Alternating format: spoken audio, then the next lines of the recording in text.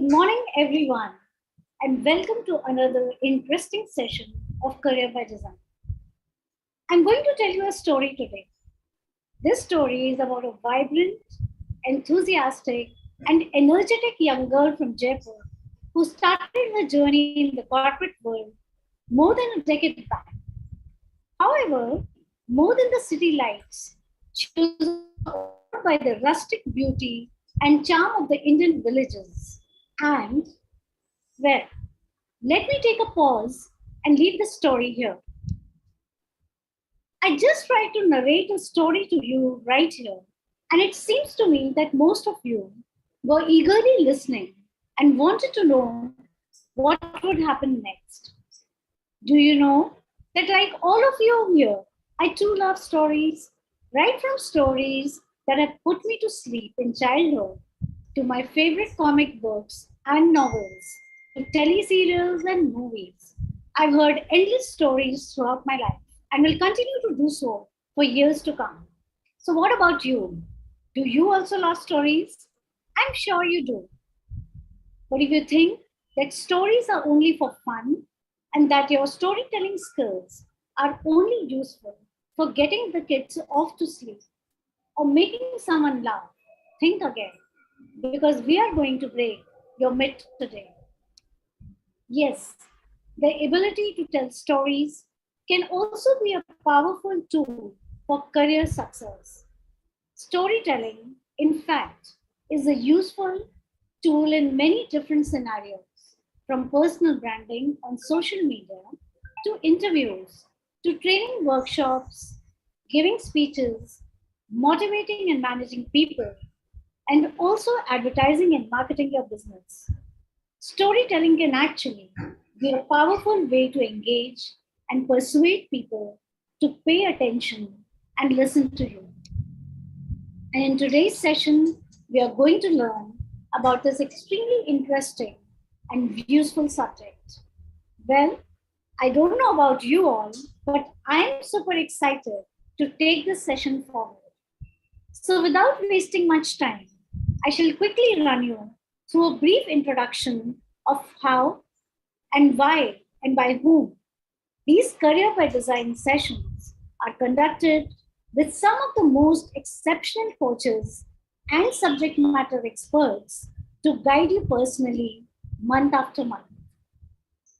Career by Design, a brainchild of amazing workplaces, and Commander Navneet Bali is a series of events that we conduct to help job aspirants, be it students, employees, or transitioning officers, to help them prepare themselves for the job market.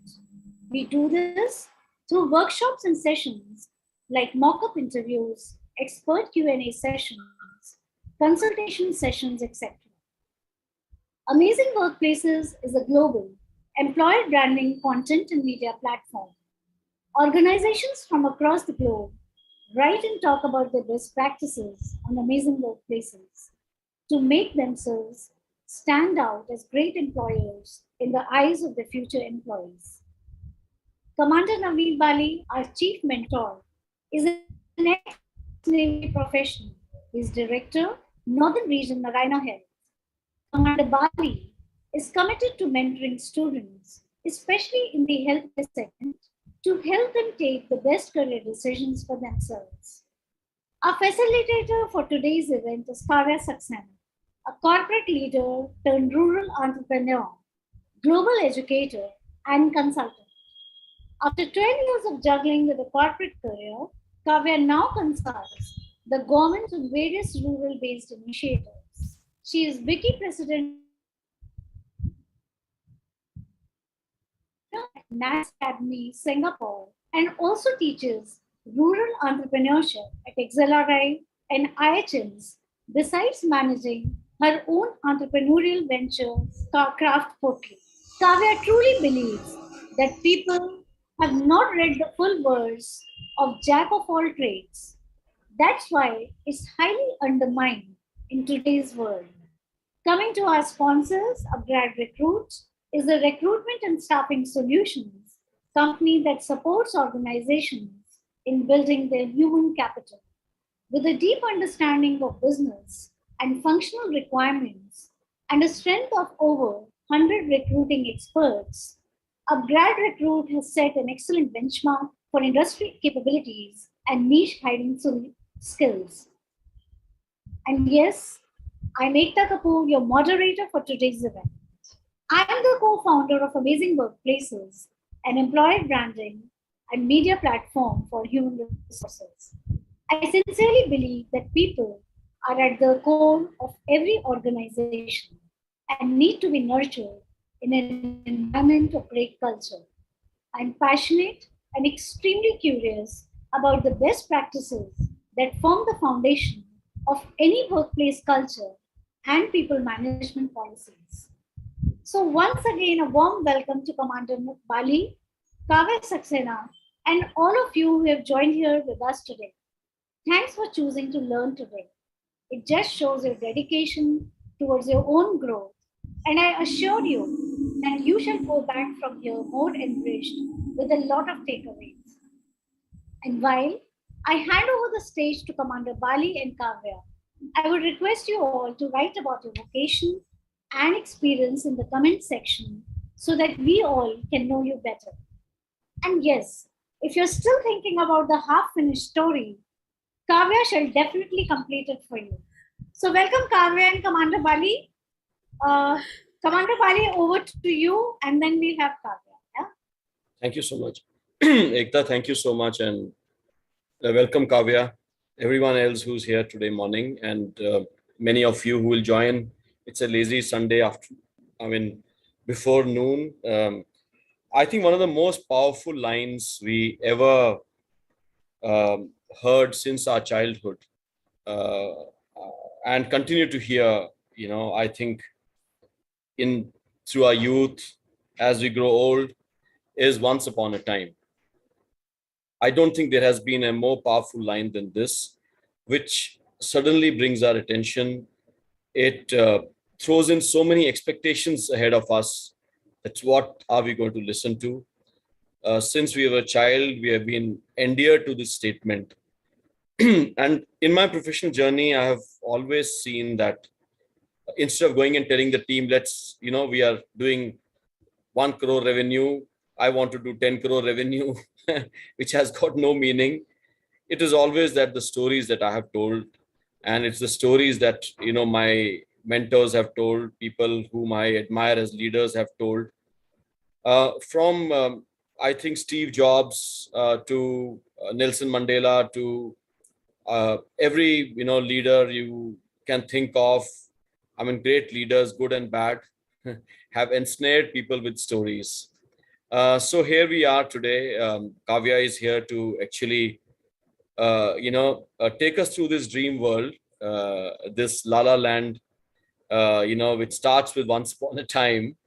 And usually, as I said, completely entraps us into what is ahead of this once upon a time. So, Kavya, over to you. But yes, as I close my opening statement, I can tell everyone who's here that stories have had and continue to have a very powerful impact on colleagues, on employees, on people, on, I think, everybody who listens to them. Thank you so much, Kavya, for joining us, and over to you. And welcome everyone who has spared this, time on a Sunday. Thank you so much for joining, and every one of you, I'm sure, is going to be a part of this lovely, discourse and discussion, because I'm sure Kavya believes in a lot of people asking questions, talking about it, talking about your own stories, maybe as how much time we have. But it's going to be a cracker of a session, because it's a very different session than we have taken so far in this endeavor and initiative. Thank you, Ekta, for stitching it all together for us. Over to you, Kavya. Commander Bali, and yes, Kavya, over to you. Thank you so much, Ekta. Thank you, Commander. That was like really, it really means a lot. I think myself and Ekta, we have been talking since about 2 years, maybe now. We've known each other through the COVID times and beyond, and I've seen amazing workplaces go heights I've also been fairly in touch with Commander Navneet with our WhatsApp groups, but never got a chance to sort of interact face to face. But thanks to this Sunday. Also, thank you so much, guys, for joining. I can't see you, but I'm sure that you're hearing me out from different parts of India or maybe even outside. So, first of all, thanks so much for sparing because, taking our time on a Sunday really does need some metal.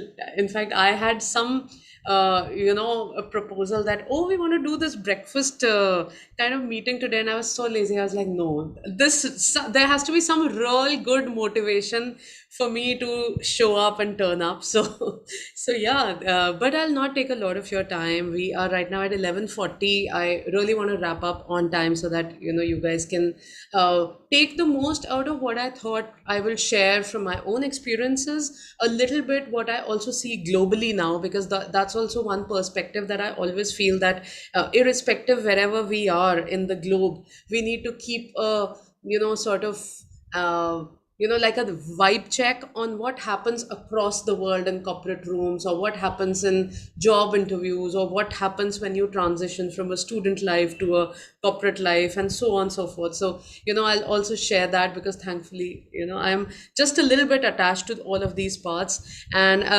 Ekta, if you allow, I'll quickly share my screen. Don't worry, I'll also ask you guys to do something. On the top right column of your screen, there is a view button. If you want, please move it to a gallery mode. How that helps is when you push it to a gallery mode, you will be able to see the person speaking, and you will also be able to see the screen, which makes it really interesting. So you can push it to a gallery mode, all of you, and that'll be really helpful.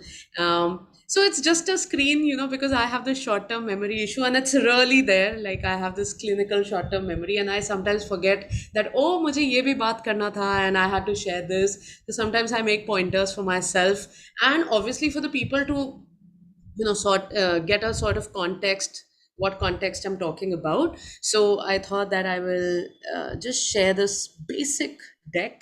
So let's get started. All right. Just let me know if you are able to see the screen. Am I good? Okay. So Commander says a good thumbs up. Okay, just a little about me. Yeah, that's my name. My name is Kavya. I come from India.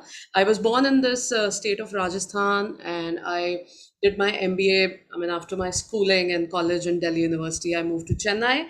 I think one of us is from Chennai, Dr. Mahesh, I guess. That's where I did my MBA, and I have been a through and through HR professional. I did my MBA in industrial relations and contract labor.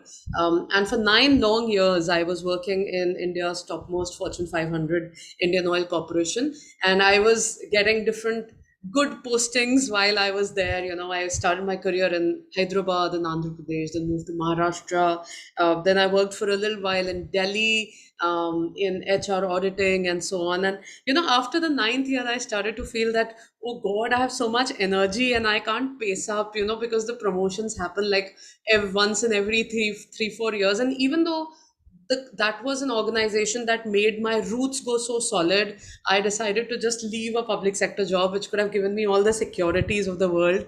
And then I still remember that 2016, I was given this offer to head a hospitality brand, which is now having 12 properties across India. And I was immediately from a middle management position. I was heading an entire balance sheet, management teams across India, even though much smaller in size than Indian Oil. But I would say that when you are at the helm managing something, it gets very crucial. So from middle management, I was suddenly, managing an entire brand. And then it just kept moving from up there all the way till COVID, when I was heading a fashion brand based out of Gurgaon. And I think everyone went through a lot of change in COVID, I'm sure. All of the Zoom culture, the whole zest to learn on the screen became, very relevant.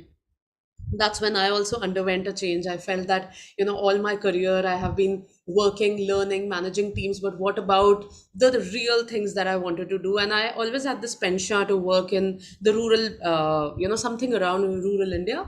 And just to just cut this whole story short, because we are talking about storytelling, so I just made a very brave move to take a very long journey. And then once that journey got over in 2021, which was well past the first wave, I relocated myself. So currently I live on the borders of Orissa and Chhattisgarh, and I work with tribal clusters, 13 PVTGs, which as per constitution we call the particularly vulnerable tribal groups of India.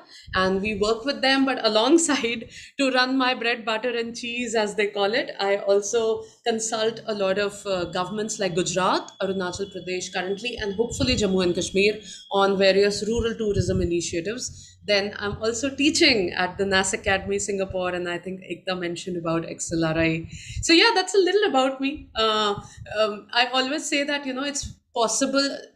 I've always felt that for me, stories have been my part since I used to make presentations when I was in my MBA. There's this incident. I still remember that वो MBA के time पे groups बना करते थे, I'm sure that all of you would also remember your student age. So every group is supposed to present some concept, management concept. So people used to, in my own whole group, there were roles assigned. So one would do the data crunching and number crunching, another would do the research. And Kavya would always end up doing the presentation and doing the storytelling, because people knew that, oh, you know what, if we have some glitch in the numbers, she is going to cover it up with some story. So that was how it used to roll even back in my MBA days. And I still remember right from my campus selection, I never took a written test for Indian Oil. It was a campus selected work. I still clearly remember I had told them a story, and that made me through the interview. Again, it was a series of meetings with one of my founders when I quit Indian Oil and moved to private sector. It was a lot of storytelling that helped me move from a corporate sector to doing my own things. For me, that has been a way of life. That has been a way to make impact in corporate boardrooms, whether I was a middle manager, whether I was heading entire brands, whether I was even whether we had to chuck people, 300 people out in COVID. We had to take such hard measures. I think a lot of companies have gone through that.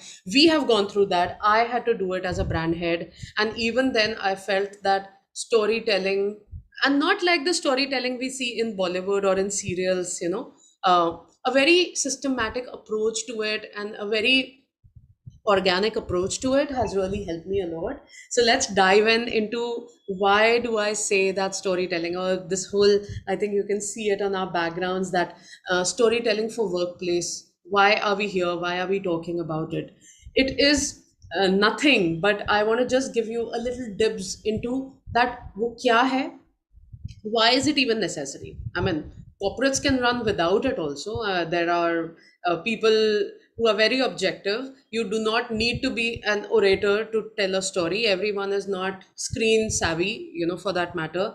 Why do we need it? And when do we need it? That's very important. Do we always keep talking and telling stories? Does companies run like that? So that's a very good question to say. So I'm going to actually talk about these three aspects, and yeah, so that's it. But it's not that simple. I wish it was that simple. But storytelling has got to do a lot more. But just before we get into understanding the why, when, and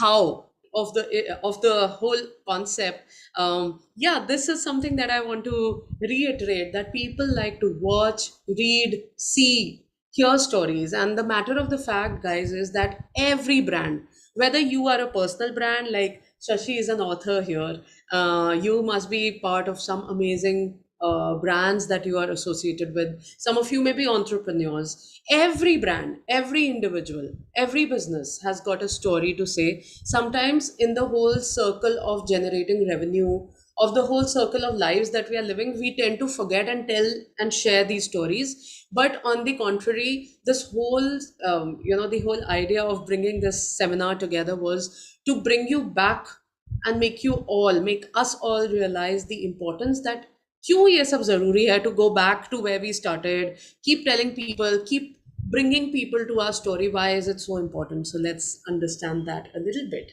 So research shows, and this goes out of a Bain study that I was going through, not for this seminar, but much before. I think it's been about a year, and I was doing this particular, I think, a seminar with Amazon India, and that's where we were also talking about storytelling, and that's where I read this. So stories are 22 times more memorable than facts and figures. So let's say today, if I was just showing you some numbers, you would not remember it. But then I told a story about myself, and now if I tell you that, oh, you know what, when I was doing this is something happened, it's 22 times more likely that you will remember that than just showing you a number.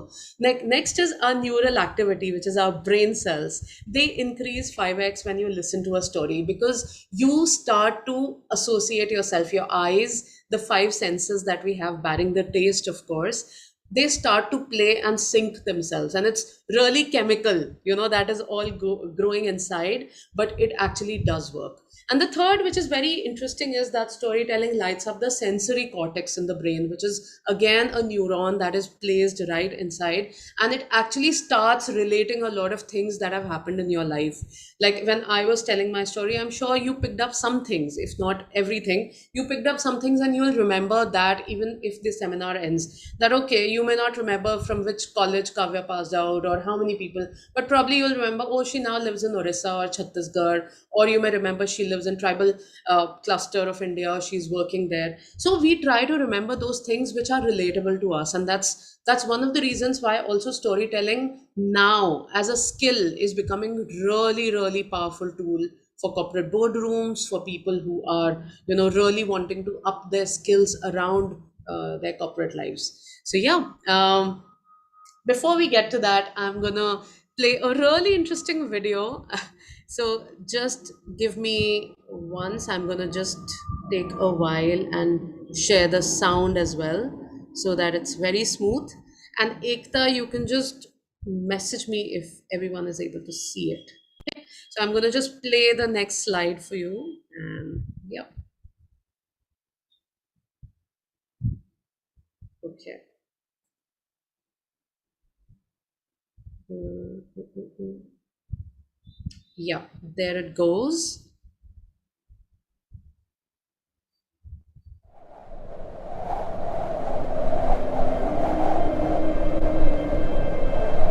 माने भन्ज्याङ चाहिँ भारत नेपाल सीमानाको एउटा अङ्ग हो। भन्ज्याङ भनेको चाहिँ अब mode सबैतिरको बाटो आउने। This is not exactly a town, this is a small village, but out here we have around 40 Land Rovers. Land Rover बुढो भनेको छ नि, अब त्यो मान्छेभन्दा ज्यादा भएको एज भएको त छैन होला। अल टोटल मिलाएर अहिले हाम्रो 42वटा गाडी छ। त्यही कारण माने भन्ज्याङ धेरै फेमस भएर गएको छ। And we feel so proud about it. Where people say, where do you belong to? We say, we belong to the place, we have Land Rovers.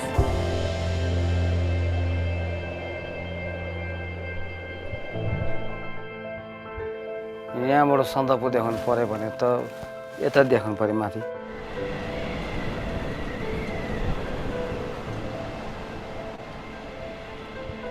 माने भन्ज्याङमा ल्यान्ड रोभर इम्पोर्टिङ भएको चाहिँ किनभने माथि कच्चा रोड थियो, अरू गाडी त्यो हुँदै नआउने। Road up to Sandakpur steep, I would say like this. यहाँ बाटोको अलिकति त्यो अप्ठ्यारो भएकोले गर्दाखेरि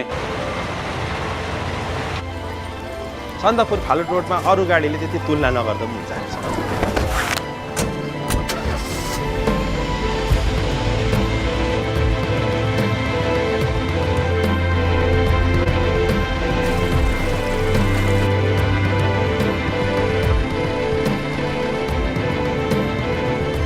To drive a Land Rover, you need little courage.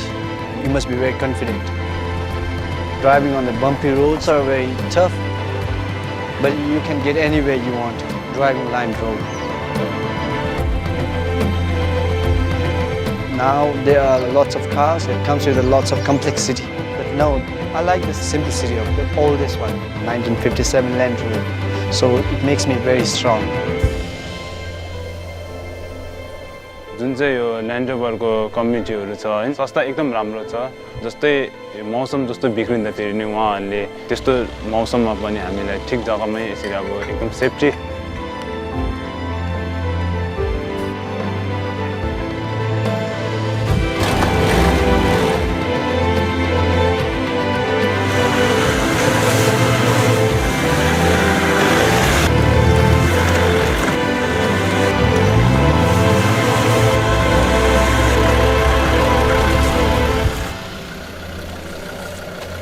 After driving very tough roads, at last you see magnificent views of Himalayas. It's very spiritual and calming. Land Rover is so important to this community because everyone have a special emotion connected to the Land Rover. That's why they're still alive here. And it's unbreakable.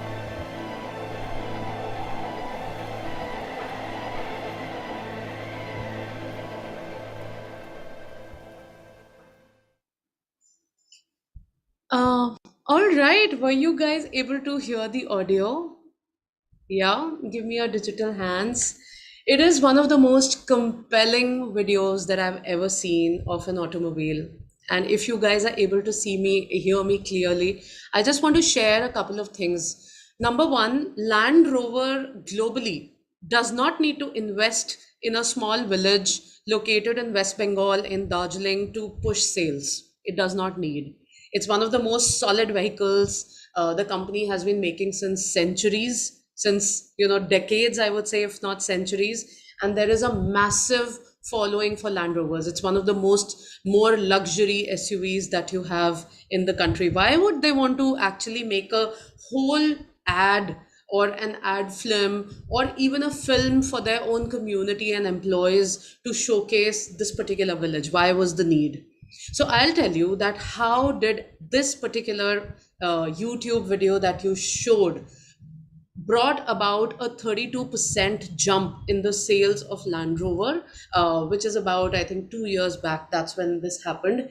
So, in this story, there are a couple of features which you must have noted. Number one is the cult factor of Land Rover. It starts with this that even our dads used to use it, we use it. This whole village has about 29 Land Rovers or 42 Land Rovers, they say, like this, which means that generation after generation the village has been really loyal to Land Rover. And they show these vintage models initially, with all embossing and everything done. The second thing which Land Rover always talks about in the flashy and jazzy magazines that you see today is their handling capability, their SUV features. So they could have just made an ad which is like, some really grung boys are driving the SUV or even a woman is driving. But what they focused was that the treacherous Himalayas can take the Land Rover to any height, irrespective how old is the vehicle. And they did that so beautifully that you start attaching itself. You get so immersed in that video. And the third thing what they brought together was that my identity comes from Land Rover. That's when emotion play, that when that particular lady said that to this village, we are so proud that we come from the land of Land Rovers, and that is what gives that entire vehicle a status from a vehicle to something that people make their identity. So I think when huge companies like this focus on a storytelling method to engage their communities, they engage their employees, their audiences, their brand communication, that's where you just turn around the whole idea. And it is done so beautifully that everyone, all of you who saw this video would attach something or the other. Some of you must have trekked to Sandakpur. Some of you must have seen Darjeeling. Some of you must have seen a Land Rover. So such videos like this always compel a particular nerve, and that's when you start attaching. So the whole idea to show you this particular video was that how a little story can put at the back. And every time now that I've showed you this video, every time you see a Land Rover, some of you will remember that, oh, you know what, this is that vehicle that runs in that village just like that. So that was the whole idea. Coming back to my boring screens, let's do that. Yeah, so okay, I don't know why. Oh, sorry guys. Okay, there we are.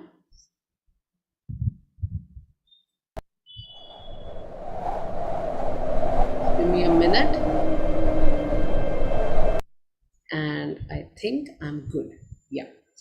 So, yeah, now coming back to what we were discussing, that why do we actually need to storytell? So, obviously, while this video could said it all, corporate storytelling definitely allows you to convey a very strong marketing related message. Things that simply your product cannot tell you. And if you blend it in a story, which is not pushy, it's not highlighting the advantages of the product. I mean, in this whole particular example that I showed you, Land Rover never said buy a Land Rover, or this is how, what all features do we have, this is how we are the best. They never said anything like that in the video. Number second, which is super important, it sells the brand in a very natural way that you will never even come to know that, oh, you know what, they were actually talking about the best features of Land Rover. The third is that it can trigger trust and more engagement. Definitely, when you tell a story, people start associating their own lives with it in some or the other manner. Number fourth, it's also a very capable way to foster customer loyalty, which means that once you have engaged them into something, they will always come back to you and they will always stay loyal to you. So, this is also one of the things that people are realizing now. And last but not the least, it is about communities today. Gone are the times, we are now living in a very digital world, whether it is me talking to you on Zoom with, imagine your cameras are off. I do not know how well you are engaged to me. But today, if let's say you're just hearing me and I start talking about something which let's say brings a laugh or which brings a tear, that's when you'll be like, oh man, you know what? These sessions are so good. I get so engaged that I definitely want to spend my 1 hour every Sunday doing this. So you eventually, let's say, amazing workplaces start to build a community that becomes really loyal. That okay, because they do immensely mindful sessions, and we have this community who definitely wants to attend, spread the word, and go on like that. Yeah. Okay, now this particular figure, any guesses what is this? I want you to type in the chat and I'm going to see anyone who can make a guess. What is this percentage? And let me give you a hint. It is about, it's about upskilling. I've already said a lot. So, okay, let me see. Land Rover sales. Okay, yeah. Dr. Mahesh, 32%. That's a very magical number because this is also 30, but no, it's not Land Rover sales. Anyone else? Anyone else? Anyone else? Just make a guess. Anyone? Okay. Okay, I'll not wait for a lot of people. So 32.2%, guys, is the courses around storytelling. It can be, okay, now that I've anyway said, upskill them. Only this percentage people. Okay.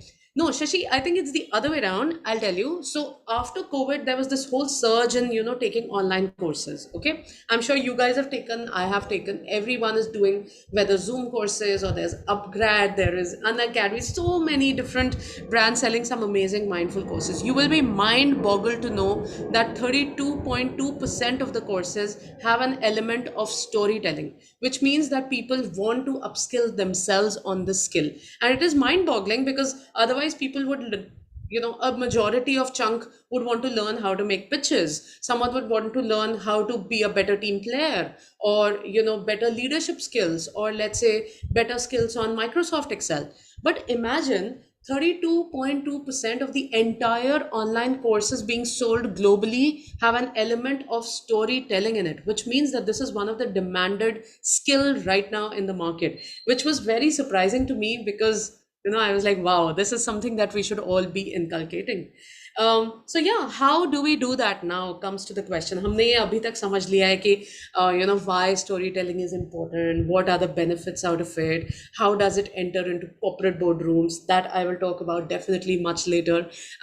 So how do we actually tell stories? How do we effectively? So there are three parts to it. Number one is personal stories, how you present yourself. So Dr. Mahesh is there, Commander Navneet is there, Ekta is there, Shashi is there. So many of you I'm hearing. Now there is one thing, that how we present ourselves, irrespective whether we are giving an interview or we are addressing a community or we are introducing ourselves on Zoom, depending on the time we have. Today I had a lot of time. I knew that, I've been given 1.5 hours. So I probably introduced myself and took good 2 minutes to talk about my own journey, right? But it is not like that, that if I'm given 1 minute, I'll just say, oh, you know what, my name is Kavya and I'm a rural entrepreneur, and just end there. I don't think that I'll ever do that. I will still utilize the full 1 minute to maybe show you a mini story, you know. So that's number one. Number two is how to effectively present an outcome of a project. This clearly attaches to a corporate I would say scenario where you have some project or a work, and how do you showcase it to larger audience, even your boss? And third, which is super effective, is all of you should now all anyway ask me that, okay, but we are doing a lot of number crunching, we are in finance, we are in strategy, we are in business development. How do I bring storytelling? Or someone would say that, oh, you know what? I'm at that stage where I'm a student, but I'll be sitting on interviews. How do I bring this particular element? So let's get into that part now. But before that, again, some Indian examples, and there are some examples from outside, which will give you a little peek into what's happening. Now, this is okay. I'm gonna just stop share. I do not know how many people kind of know this. Okay, yeah. So this is Burt's. It's one of the big companies around cosmetics worldwide, and I can just afford this. It's very expensive. Even this is given by my sister, so this is a plain lip balm, like probably a Vaseline lip balm, and it's supposed to be very good. Now, Burt's sells in US, UK. It has now also started selling at this Sephora counters in big cities, and you know all of that. Now, the good part about Burt's is that the founder, you know, of Burt's is really story driven, to an extent that what they do is they have a Burt's house. They say that, oh, you know what, you are a customer of Burt's, come. If you are there in the US or if you are there in the UK, come visit our house. The owner actually tells a little bit about her day, how she starts her day using Burt's cosmetics. So when you start seeing the people who are right on the top attaching themselves to the product so closely, that's when you start getting loyal to the brand. So Burt's has this first, one of the, I would say not pioneers, but they're very active in giving brand a very human face. They show employees often, you know, in their own meetings. There are these parties that they do. There'll be baskets of Burt's products. Employees are using it. They take clips out of it. They put it on their newsletters and their magazines, which again then goes to so many other people who see that, oh, you know what, their employees believe in the product so much. Why shouldn't the other people believe? So that's one example outside India. In India, there's this whole concept of sustainability and mindfulness, which is rising. So this particular second brand that I've spoken about, relove.in. So basically, it's a very small brand started by this lady who was awarded by this whole PM program around jo entrepreneurship ke different awards that come in. So what this particular lady was, she was attached initially to a fashion brand, and that's how I knew it, because we were contemporaries. You know, pre-COVID, I was also heading a fashion brand. She was owning this brand called Okhai, which was based out of Ahmedabad, and they had this amazing website, and she was doing amazingly well for herself, you know. And usko bahut sare Niti Aayog and all of these awards she had got from the government. But then she thought that, okay, now the brand is on a autopilot mode and I need to do something more. And then she started this particular brand called relove.in. Now what this brand does is that there's this whole concept that, let's say Ekta has a lot of clothes in our wardrobe, for example, and out of those clothes, most of them are branded, not few. Let's assume Ekta has a lot of branded clothes. Okay. Now, Relove ties up with, let's say, many brands. It can tie up with Levi's, it can tie up. So right now, obviously, it's tying up with Indian brands like Jodi. There is a lot of these home run brands. I would not say home run, but medium segment brands. So they tie up with that. Okay, like Summer House is there. There is Bunai in Jaipur. So now what Relove does is, let's say if Ekta owns a dress of Jodi Love, which she has hardly worn once or twice, because obviously Ekta has so many clothes. Okay, then she can simply give it back to Relove in a packet, and Relove then sends it to someone else. So they are promoting circular fashion so that this whole idea of sustainability really grows in the market, because we keep throwing, either we don't use our clothes or we just throw them, but we don't kind of believe in this concept that someone else can also wear your clothes, right? If it's in a good condition. So they promote this whole idea. And what she does is that she gives so much of peek into what goes behind building this brand. Why is it so important? Most of the time, she's not even talking about the brand.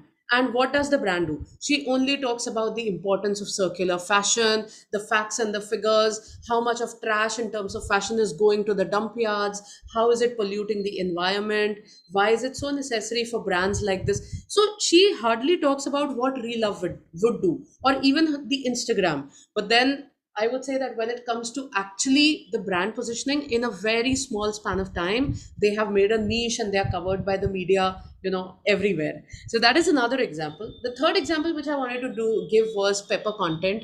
Now, this is one of the first content-based companies in India that have got almost close to $1 billion funding very recently, and they were also featured by NASDAQ. Now, what they do is that they focus on community, which means that, okay, today I want to give services to, let's say, a company of, now we are so many of us, let's say Suman. Now, or Shushti Goyal has a company, let's assume, and she needs services of a graphic design. Then she also needs her product to be packaged. Then she needs someone to do a copywriting for her. So Pepper Content is this company which engages with different people. So let's say I become a Pepper Content community creator who specializes in copywriting. Let's say Suraj helps in packaging. Let's say Vineet Kumar has his own business, but out of passion, he does slogans. So everyone can sign on to Pepper Content, which becomes this whole community of creative people who are freelancers and give a variety of services, right? So they don't focus on what Pepper Content can give to a client. They instead focus on how are they building this as one of the best community-led brands.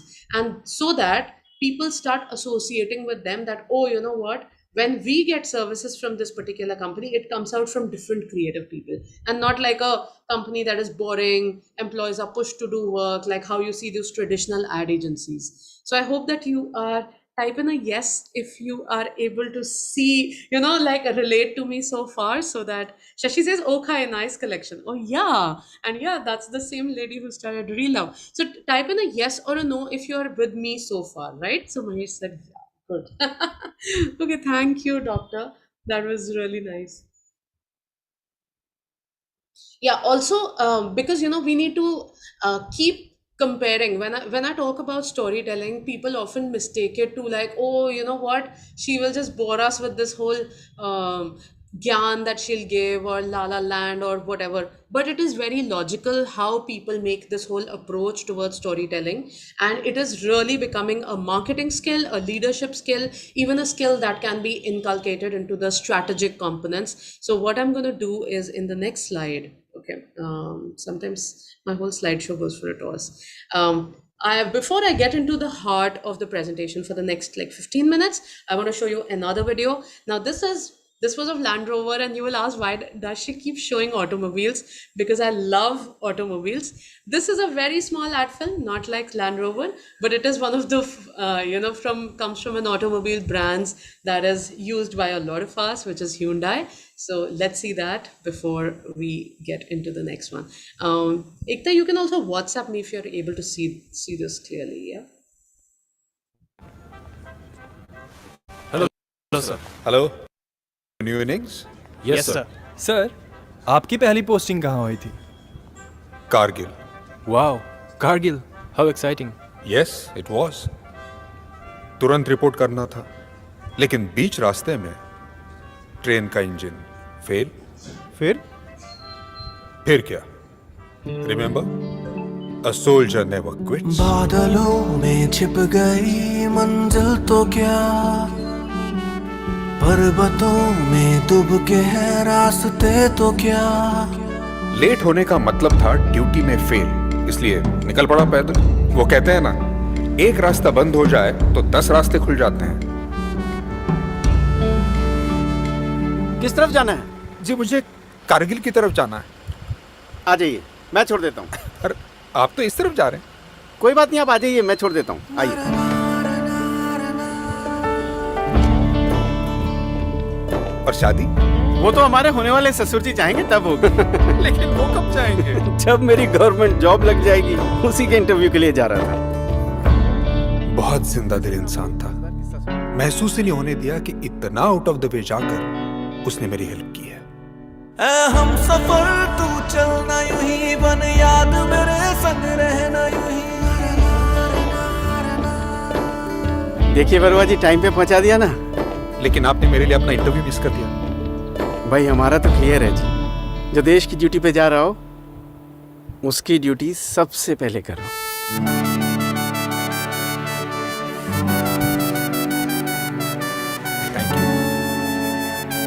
और आखिर उनकी Santro ने मुझे मेरी मंजिल तक पहुंचा दिया। उसके बाद आप कभी मिले उनसे? मयंक, रावत साहब, प्लीज कम, प्लीज। ये है वो जो उस दिन अपने जॉब इंटरव्यू के लिए नहीं पहुंच सके क्योंकि मुझे वक्त पे कारगिल पहुंचना था। श्रीकांत रावत साहब, आप हमारे यंग ऑफिसर्स को कुछ कहना चाहेंगे?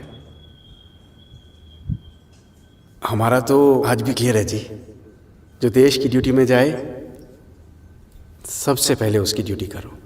हम सफर तू चलना यूं ही, बन याद मेरे संग रहना यूं ही। पिछले 20 सालों से आपकी यादों का रिश्ता रहा है Hyundai के साथ। लिख भेजिए अपनी Hyundai Santro, Accent या i10। Okay, so yeah, we all got this thing. Shashi said, okay, there is one more chat. Shashi, it is not pay per content, it is pepper content, and I'm putting that on the chat. So if we saw this particular ad, Hyundai could have shown a great vehicle lineup that they make. They could have shown how well they are penetrated across India. They could have shown an ad where they show that every third car is a Hyundai car, but they instead focused on emotions, that how Hyundai is bound by emotions today. And I think that is what touched the whole ad. And without taking a lot of time, I'm going to quickly jump to the heart of the content, that how different parts of a corporate workforce can also build storytelling as a skill, right? Are we ready for that? Alexa, so I'm just closing turn on my this car's AC. and getting back to my slide. Hello, sir. Hello. Ready for your new innings? Okay, and yes, this is something that I definitely wanted to read out to you, that there have been great societies that did not use the wheel, but there have been no societies that did not tell stories. Every person, as I said in the beginning, if some of you are a little late to this party, that I said this one thing in the beginning, that whether you are an individual brand, whether you are a creator, whether you are an entrepreneur, whether you are simply an employee in your own company, we all have stories and we all have a way to tell that. And yeah, that brings me to this particular slide. I love this, that how there are different aspects of corporate areas where we live, whether we are running our own business or we work for any organization. Primarily, these major functions are there that we come across every day. If you're in a leadership position, you need to communicate to the teams. Second is a big sales workforce. How do we build storytelling? How do we build storytelling in training people around strategy development, around making presentations, around job interviews? So I just want you to hear me out, I think, for the next 10 minutes. Like, give me a very patient hearing, because I feel that this is something that is very practical to do, but normally, we feel that, oh, you know what, for storytelling, one needs to be a really good curator. But corporate storytelling or business storytelling is just a purposeful and a systematic way to deliver business outcomes by also making sure that you engage everyone, right? Which is the example, which normally people keep trying. There are these departments that are said, okay, we'll do employee engagement surveys and we'll do programs, but rest of the days, they just are like robots. I have seen scenarios like this. I have worked sometimes in environments like this, but the whole change comes when you intentionally bring storytelling as a part of the work culture. So there's this simple example that I wanted to share, that there's a large company who wants to ensure that its strategy sticks. Okay, they want its leaders to have the strategy right dipped into the head day in day out, so that the leaders ekdam saath mein kaam kar rahe hain, and the story of their strategy sells out. The very process of developing the story is that everyone owns what's created. Okay, so basically, if I have made the strategy, I own it. This is what they want to do. So the top 150 odd leaders, it's just an example that I'm telling you. The top 150 leaders, they mug that, okay, without notes, in their own way, in the adding their own life examples, they mug that. So now what happens is that down the line, when they explain the strategy in their PowerPoints, everyone has their own way to say it down the line, right? So let's say if I am a marketing department HOD, and then there's an HR HOD, then there's a BD HOD. Everyone knows the same vision of the company, but they have added their own bits and pieces and life experiences to the PowerPoint, which was again the same, right? Because it was about the life insurance company's vision and changing the strategy. Now, when they go down their teams, the employee engagement really soars up because people feel confident in their own leaders, and they know that, oh, you know what, my leader is saying with so much passion, so I am also going to do this. So even a lot of companies like Apple and Ritz-Carlton, they share stories daily with their own people, to improve their customer service. Apple does it a lot, that every time a phone sells, this is what happens on the globe. There are so many emotions, so that's how their employees also stay motivated. So coming down to the different points that I shared with you very quickly, number one is leadership communication. So leaders definitely want and need to be heard. They want that when we put out something, it should go well down to the team. Ideally, what they say results in what the team actually acts, right? So the leaders need that ability to stand up and deliver their messages. And the first thing is they should never read out of notes, right? They should always inculcate. And this is one thing that now, as we are talking, that how to build that skill. So this goes out for all the senior leaders if you are here. And if you are, I'm sure that some of us by that time, जब हम leadership positions पे आ जाता है, by that time we already have 15, 20 years, 12 years, of experience. So by that time already we have so many things in our head, so many things we have seen that when we talk, it comes out. But if it does not so far, then storytelling is the way to bring more emotions to ensure that the team understands it down the line. So how you do it is you never read out of paper, right? Like I am not reading this out of paper. You just say, you remember the core 5 things you want to share, and in all those 5 things you bring your own experiences, something from your life, something from the past teams you directed, something probably from the old company or the previous team that you were handling. That's when your team starts to believe that, oh, you know what, my leader really believes in what he was saying, and they start to feel very authentic. They start to have a lot of clarity, right? So that is one. The next area can be sales communication. And if I have to talk about sales, there are 2 basic categories which we all know. Number one is like transactional, which is like basic information कि भाई ये product है मेरा, ये इसका price है, ये इसके features हैं, ये benefit है, right? No one actually wants you to tell a story about it. If I want to know, like, okay, what's the price of Netflix subscription in India, I don't want you to tell me that what are the advantages of Netflix. I don't need that. I just want that, okay, I need to know the price. Now the second category of sales is this complex sales, right? Which requires you to convince a person to buy. So now, if you guys are aware and type in a yes or a no, if you're aware that how Netflix sales in India dropped down while Amazon was picking up, right? And there was a lot of research done. Some people said that, oh, you know what, the shows on Netflix are not so good, but Prime is doing shows that are very relatable. Some of them come from rural belt, so a lot of chunk of our population, is from tier 2, tier 3 towns. They relate to it, and so many different things were spoken about. So sales can be a product, it can be a service, it can be you as an individual pitching to a brand. Like I am I'm my own salesperson because I'm a freelancer now, unlike before when I was drawing a particular salary as a brand head or working in an in a company. So in this complex sale, so transactional wala pe abhi hum discuss nahi karte because that is very simple, that you just tell the price, features and benefits. In the complex sale, it requires an in-depth conversation between the buyer and the seller. It can be through an ad, it can be through a pitch call, it can be through a mail. So the critical business issue with this particular sale is that you need to have a problem solving conversation, right? And there is a proven track record that in comparison to transactional sales, majority of salespeople fail in complex selling, right? They are able to tell you, "Haan, ye price hai," but they cannot convince you to sell because they are not able to make that heart to heart connection that, oh, you know what, which is, I think, if you guys would remember, all of these Amway people and Tupperware people back in our mummy, like my mothers used to fall for it. I remember when we used to live in joint family in Rajasthan. Now we don't have it. In the afternoons, this Tupperware ladies would come. Okay, now it's available online also.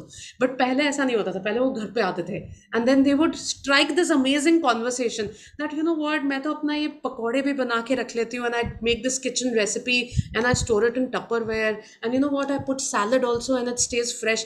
So housewives started to associate with itself, and Tupperware became this whole, phenomena that every homemaker wanted to buy Tupperware tiffin sets. I'm sure few of you use it. I also use it. And then this Amway came. Okay, again, it was a home selling method. So why they could crack that direct selling model was that those people who were managing were really good in this complex selling. They would tell you the price like last, but they would just make an emotional connection with you. For me, they were like storytellers with a lot of hype, but you don't have to go to that level, but you need to have a balance around what you're talking about the product in a way that people attach to it, right? So that is something that, as salesperson, if you are somewhere attached to a marketing department of your company, start to focus that how you create a value added emotional benefit for the person, because the best sellers are storytellers, because they understand that buying decision, whether it's rational or emotion, you have to trigger that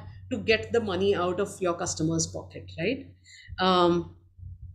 The next is, I spoke about strategy. Let's say if you are in a BD department, okay? So definitely when we are trying to change, like there are these change management issues that we come across. Kai bar business needs a change, like COVID time. If you guys recall, I'll give you my own example. So I was heading this brand called Vajor.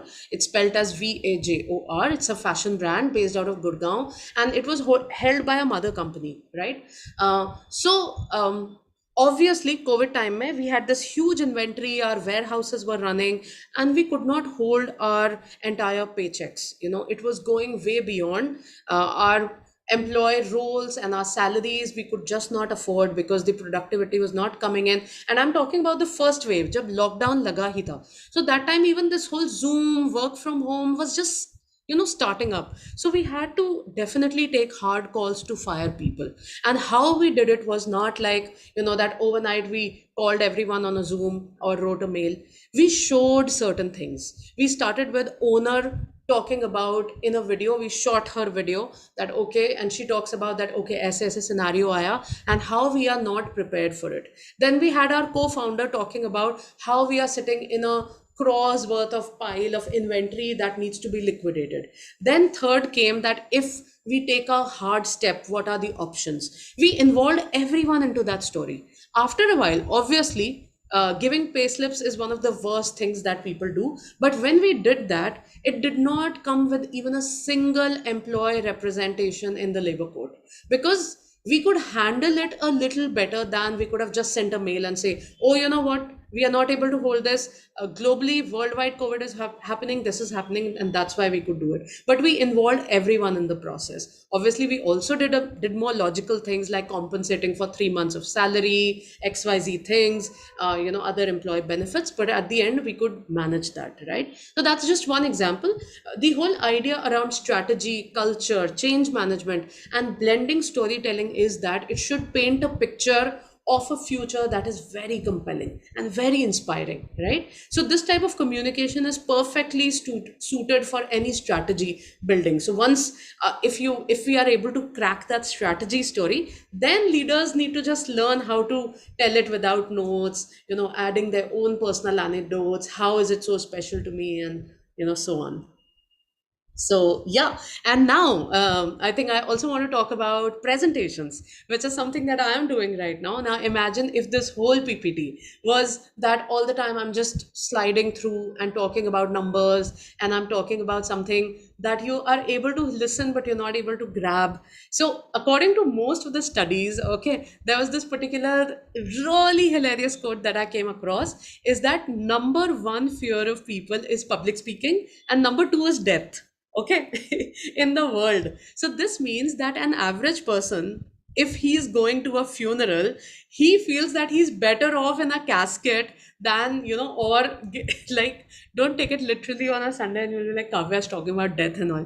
So yeah, so on an average, let's say if a person is in a funeral, he will feel that, oh, you know what, the situation is way better than going on the stage.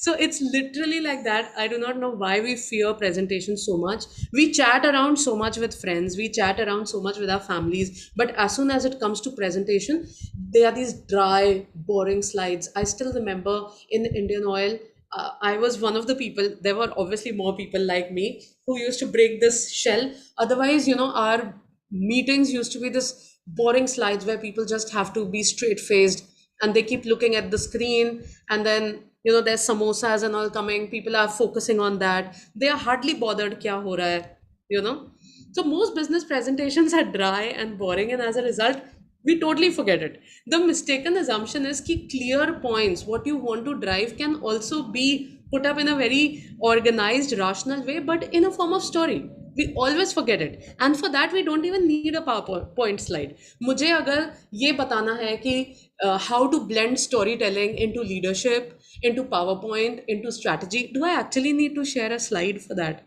I'm also talking to you, right? So it's just like that. I think we just start we need to start understanding that if you need to drive a point to someone, that you want the other person to act on it, which is most of the case in our workplaces, where let's say Ekta is telling Shashank that, okay, Shashank, you need to do it.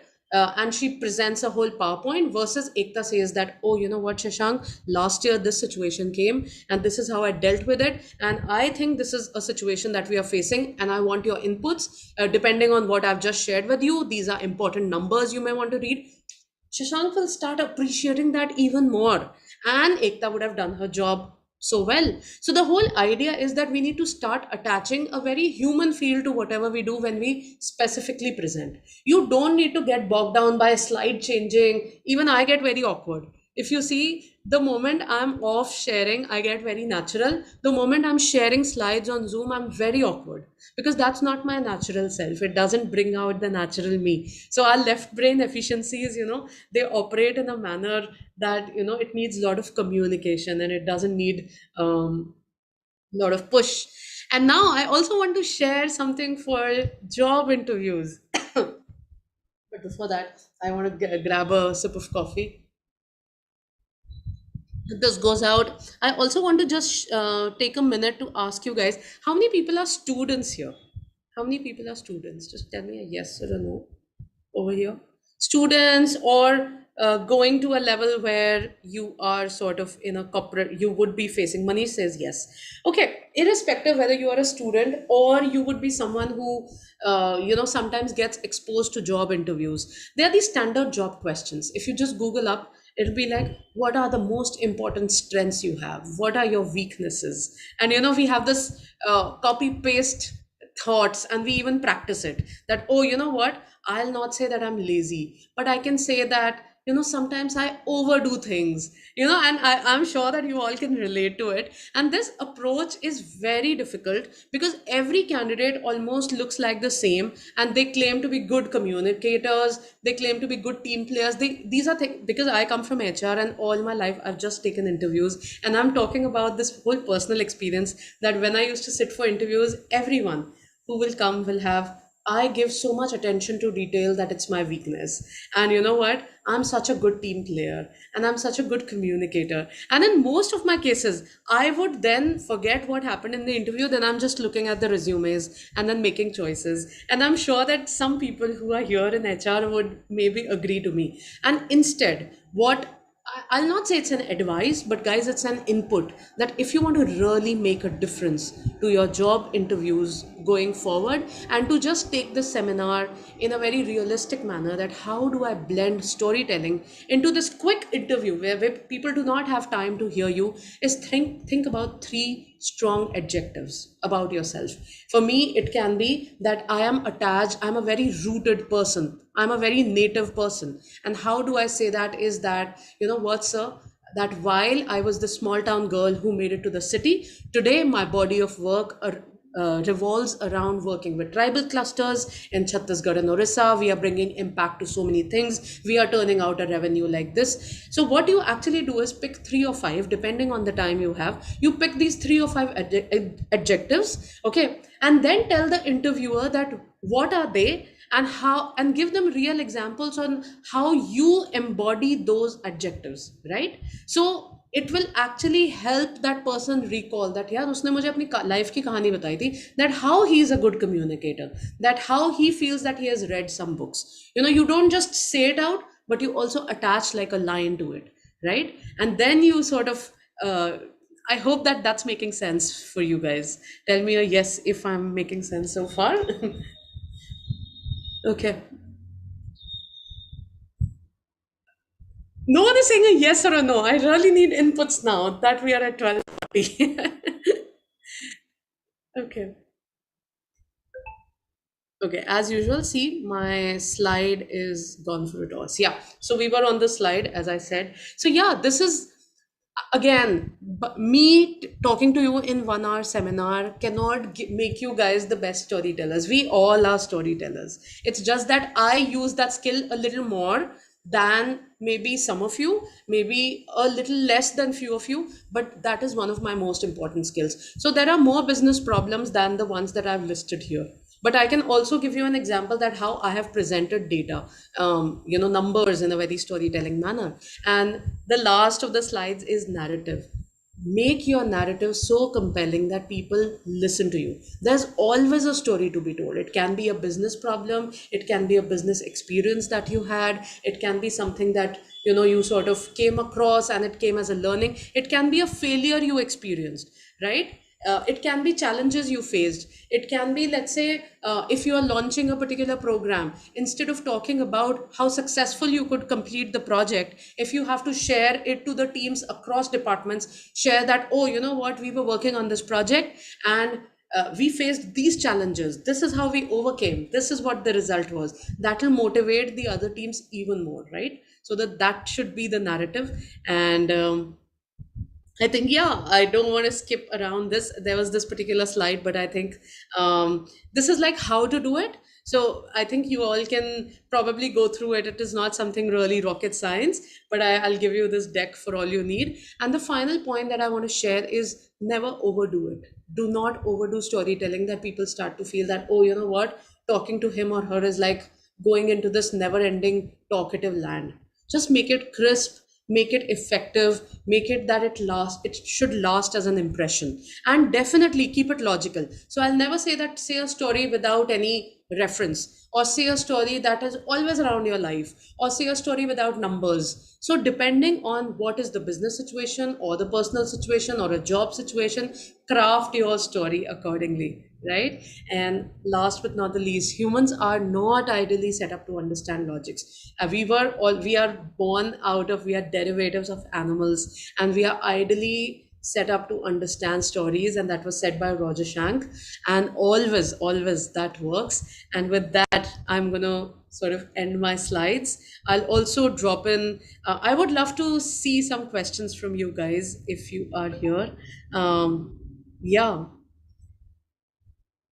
And did everything that I said make sense? Because to sum it up, we spoke about why storytelling is important. We saw a few rushes from Land Rover, Hyundai.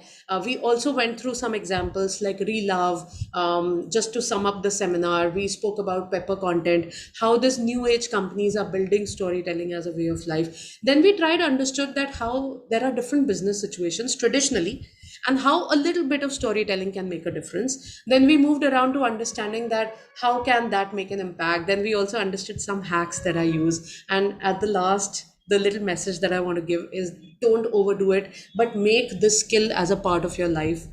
Whether you are working as an employee, running your own brand, there's this whole, storytelling for brand communication workshop that I run, but that's a different ball game because that's very logical. How do you craft your ads? How do you do your copywriting? How do you make digital films that, something like Land Rover does it so well, which I showed you. But there's a whole workshop around that, which, because obviously in 1 hour we can't discuss all of that. But yeah, I am open totally to any sort of question you have, even if it's not related to storytelling. Okay, so Satish says, how do we practice storytelling on our day-to-day office at home? I think, Satish, we just discussed a couple of them, like some of the business problems, like leadership, ho gaya, that when you are, let's say, talking to your team, instead of just talking about the things to do, bring in one example that happened to you in the past that helped you solve the problem, or something that, that probably with your past experience or someone told you that can help augment that. So that is probably one. If you are, let's say, I'm assuming that you are managing a team. If you are a team player, right? And if you have to present it to someone senior, bring that okay, I am presenting this logic to you because I have gone through this and this comes out of my personal experience. So I feel this is a logical way. People will definitely hear you more. And I think one can really start this in a very easy personal anecdote manner. And the first step to doing storytelling is don't make your presentations heavy. Like, never make them heavy. We always get around fidgeting with our presentation so much that we forget the flow and what we had to say. So try, and how do you actually go around forgetting the PPT? Is that, remember कि मुझे इस 1 hour में I have to put 5 points across, and just fix that 5 points and now build one mini story to each of these 5, and you don't need any presentation then. So yeah, and in your personal life, so that's very I hope that your partner or your wife doesn't beat me for that. But I think that in our personal lives are ourselves stories that, we can translate to everywhere. But I think we can definitely, translate to the very fact that, like, I am right now at my parents' home and I keep telling them that, oh, you know what, Odisha mein this is fermented like this. So my mom ends up learning, and these are just experience sharing, right? Which happens all the time. So I think this is what really makes the environment. But I don't know how we can put in family life, but I think corporate workspace, this really works. Okay, there are many organization institute that don't appreciate storytelling, but they prefer very data driven. Shashi, that's a very good point. That's a very good point that you've put across. But all of these institutes do not say that when you're presenting a number. So I was recently having this pitch, and I'm telling you guys because I can totally share it, assuming that you'll keep it to yourself. So we are currently in this process of pitching and scaling up the rural initiative that we are doing with the tribal clusters. And the investor is based out of California. Now he's a thoroughbred investor who has traditionally invested only in digital-based platform, tech-based platforms. All he needs is scaling up in $1 billion, not even like few millions. So when we were presenting, we had no model. All we had were like 52 women. And you know what we did? We also did not tell him a story, Shashi, just to be very honest with you. We initially showed him numbers, that this is how we want our revenue to scale up. This is what is the model. But then we also want a minute of yours talking about the social empowerment factor, which probably will show you a number in the next 10 years. That this is the kind of social empowerment that we will bring. And we showed him visuals of our tribal villages. We showed him that how this is making an impact. And I am swearing to you, Shashi, you know what he said at the end? I'm sure. So obviously he had his notes. He said that, yeah, this can be done better. Why don't you work on this? But you know, Kavya, what I'll remember is that one picture you showed me of the 20 ladies who are working. It'll remain in my mind. So I cannot believe that any organization who focuses on data would not spare a minute if you attach that data with a story, which means that, okay, I've come around this calculation, but then it also translates to the fact I learned this, or can we do it in this manner because this was my experience, or my team player has this suggestion, something like that. So yeah. Okay, I use a lot of storytelling in for children, definitely it goes without saying. I don't think we should give children any book. Like, children should not be given any books and all. They should just be told to be, tell stories, share stories and things like that. So yeah, Ekta, I think we could finish, wrap it up 10 minutes before time, which is a good Dr. time. Mahesh has one question. Yeah. And yeah, Dr. Mahesh's question about job interview. You can take that up. I can't see that. Doc, This can is you just? job interview, few examples more to be more crisp. But meanwhile, we should market out ourselves well. Any tips on that?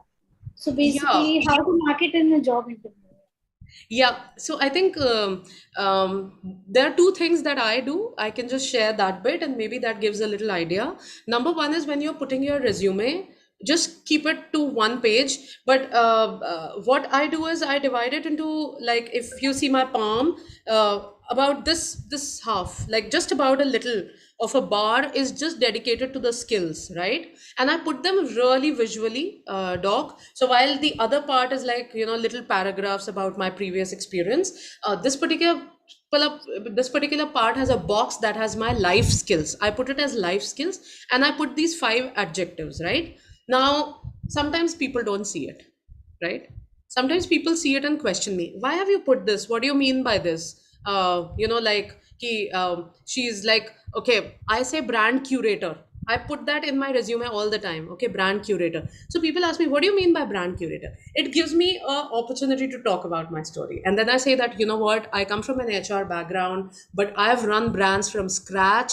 I've even gone into acquisition mode. This is what I did. And that's what I want. I want people to ask questions. So that's one thing that I do, that I clearly put out 5 adjectives on my resume, which is very visible. That's number one. Number two, whenever, though I don't face job interviews now, but when I used to face it, obviously the interviewers used to ask me that, okay, what is, talk to us about yourself, which is like, first 10-15 minutes. And that's when I used to say, ki, okay, initially main yahan se hu, but I want to tell you 3 things about me that have made me, okay?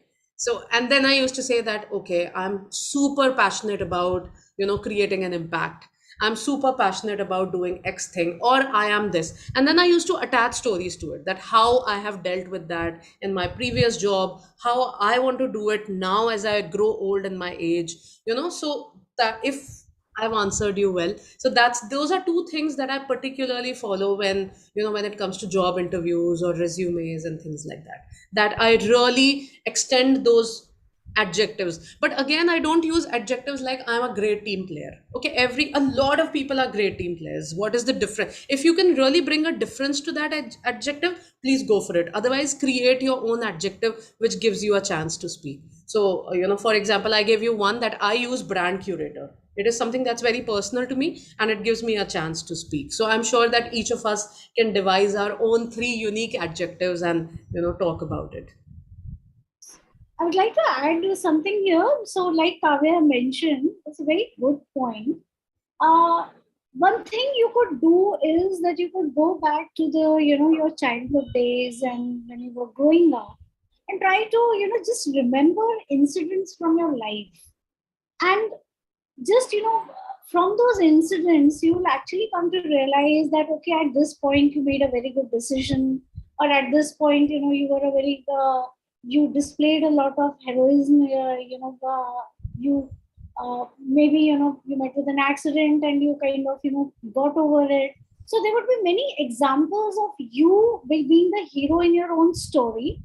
Just pick a couple of those and see where you can fit them. Like Kavya said about the brand curator thing, you could have things which display your personal qualities. Just add 2 or 3 things, remember them for your resume, attach them to your those qualities to your resume.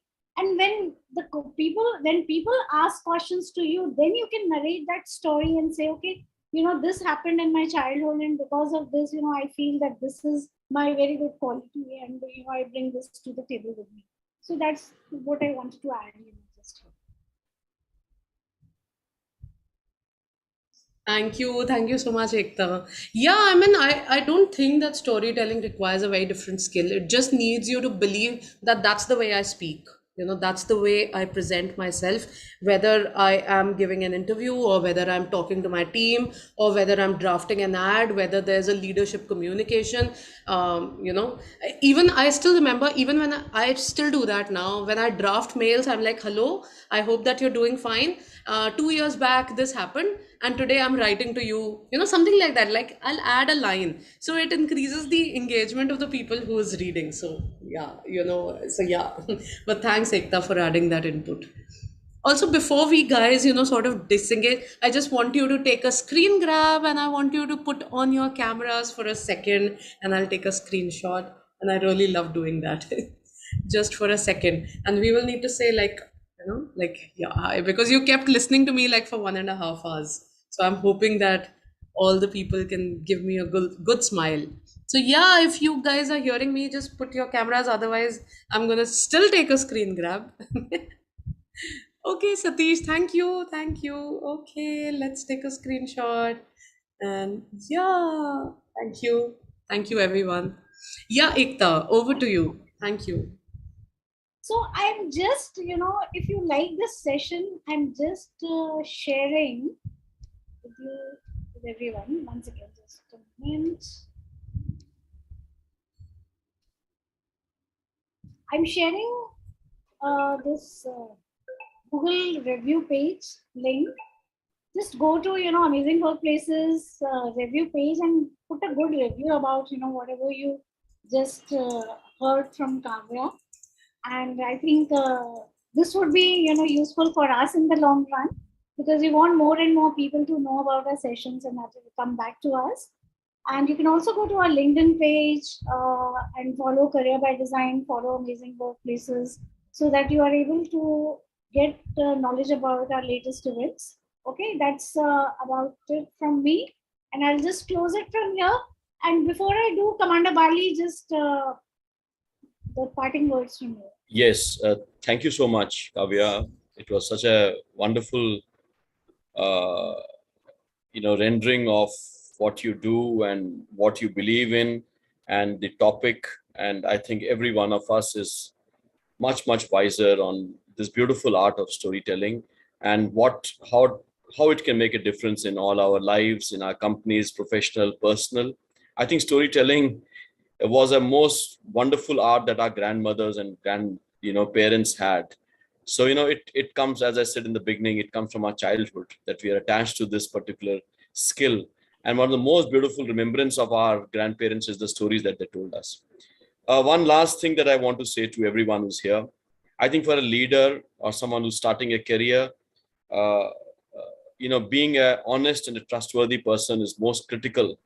Because if you're not that, then nobody's going to believe in your stories after your first story. So when you tell stories to people, please remember honesty to your own self, honesty about what you're mentioning in the story, about the correctness of the facts if you're mentioning in that, truthfulness. And that once you do that, I think everyone would be eager to listen to your next story. If you don't do that, I think people would not want to listen to your stories because they will say that this person is not being honest or truthful about it. So when you tell the stories, be honest and create magic. The word that I mentioned in the beginning, La La Land, take people into that land, but please be honest and truthful whenever you say stories. Thank you so much, Kavya. Over to you, Ekta. Thank you, Kavya. Thank you, Commander Bali. So we end today's workshop with a big thank you to all of you who have joined us here today. We are really proud to have all of you as a part of this wonderful session. And thank you, Commander Bali and Kavya, for giving us your valuable time. We are really lucky to be able to learn through your experiences. We also thank our sponsors, Upgrad Recruit, for placing their trust in our venture.